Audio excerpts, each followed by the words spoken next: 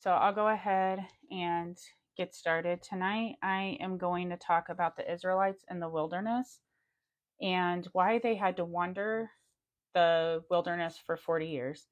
I know that many people they use the wilderness example as, God is bringing you out of the wilderness into the promised land, but we also need to see the side of why the first generation never got to enter the promised land and why they had to continue wandering in the wilderness, because it's a good warning for us. So we're going to start with Numbers 32 9 through 15. Now, in this, Moses is speaking to the second generation. He is giving them warning to obey God and follow him wholly, like as in with their complete heart, their whole being, unlike the former generation had. And if they do so, they will inherit the promised land that their parents didn't get to have. If they don't, they will continue in the wilderness just as the first generation. But as we take a deeper look, we find out what made God do that. And that starts in Numbers 13 and goes through 14. So in chapter 13, God sends his people in to search the promised land, Canaan. And when the men searched it, they saw that God was honest. Obviously, God does not lie, that it was overflowing with milk and honey. And today, that overflow of milk and honey relates to the blessings that we receive in God. That is our promised land, right? But they also saw the fight that would come in order to take the promised land. All of our blessings sometimes require some kind of fight because the enemy and the world are against us. They're in our own flesh, right? We're always at war with something, and therefore sometimes it requires a spiritual fight. So in chapter 13, 28 through 29, they saw that the men were strong and the city was well protected. It would not be an easy task or possible in their mind to take the land. But God had told him to. God had told him to step out in faith and take the land. In verses 30 through 33, Caleb had the faith in God and told him, let's go possess it, for we can overcome it. If God says, you go possess something, to go do something, then step out in faith and know that God's got it in control. God knows what's coming up ahead of you in order to help you through it and to conquer, right?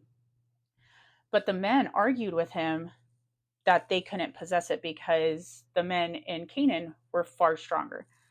Romans 14:23 tells us that whatever we don't do in faith is sin. So when they chose not to take a step out in faith and do what God told them to, then they were in sin in that moment.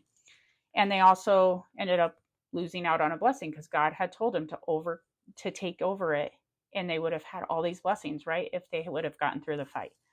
Numbers 14, we are told that the Israelites heard that and started murmuring or complaining against God. They started complaining things like, oh, God just took us out of Egypt to come and be killed by these men, to come bring us here and be killed by them. And they actually said, would it not be better to go back to Egypt? So in this, because what they saw circumstances, they didn't see the promise, right? They weren't looking to God at the moment. They were just looking at their circumstances. They wanted to go back to bondage because back in Egypt in their bondage, they understood that at least they had a place to live, food to eat. They understood what was going to go on. But with this, all they saw were the circumstances, and they didn't understand that there was something far better on the other side. We tend not to take steps out in faith when we don't understand what's going on in our own mind because of fear, anxiety, not knowing, what's going to go down. The Israelites did not retain the knowledge of, the Israelites did not retain the knowledge of God in their mind, as in said in Romans 1. So in Romans 1, it talks about how many of them, not all the Israelites were condemned by God, because some of them, did follow um, God's will, but they, he they didn't retain the knowledge of God in their mind. They turned the image of God into man. They basically made him into a liar, right? So he gave them over to a reprobate mind. Well, this is where one of the ways that they did not retain the knowledge of God in their mind, because God had pulled them out of Egypt. God had parted the Red Sea. God had given manna from heaven when they complained that they didn't have food, because they did the same thing to God then. They complained, well, he pulled us out of Egypt just for us to die of hunger. And so he gave them manna from heaven to feed them.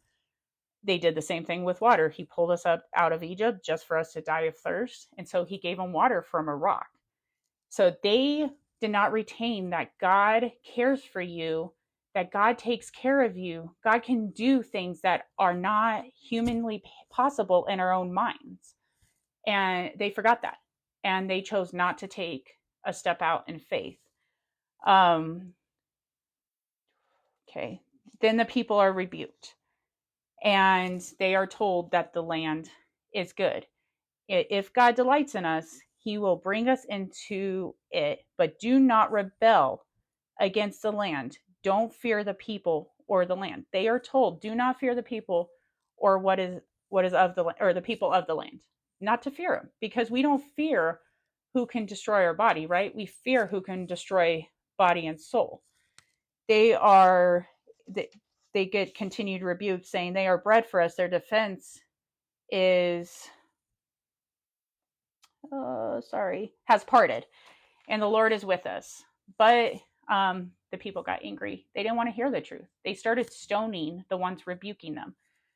They did not want to take the step of faith. It was not going to be easy. They didn't want to take the hard step of faith that could possibly lead to suffering, right?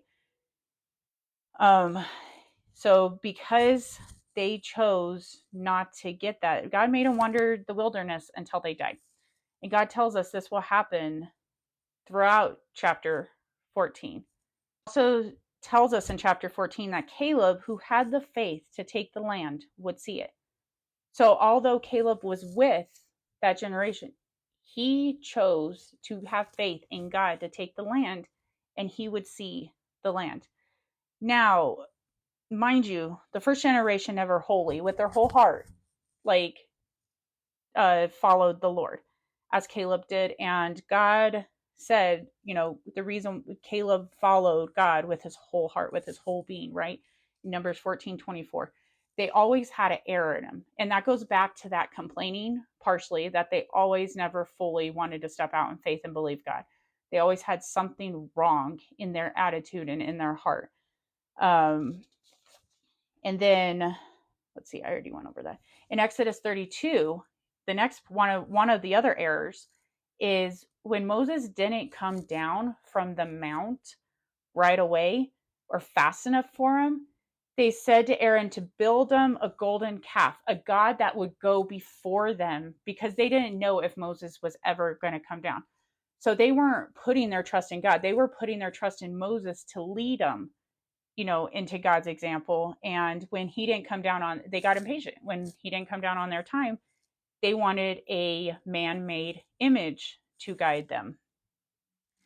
And after Aaron makes the calf, they start claiming that this was the God that had brought them out of Egypt. It was no longer make us a God to go before us, which we automatically know is not possible. But then they say this was the God that brought them out of Egypt. And they started placing that golden calf as God in their mind rather than recognizing the one true God. They started doing sacrifices to it and worshiping it.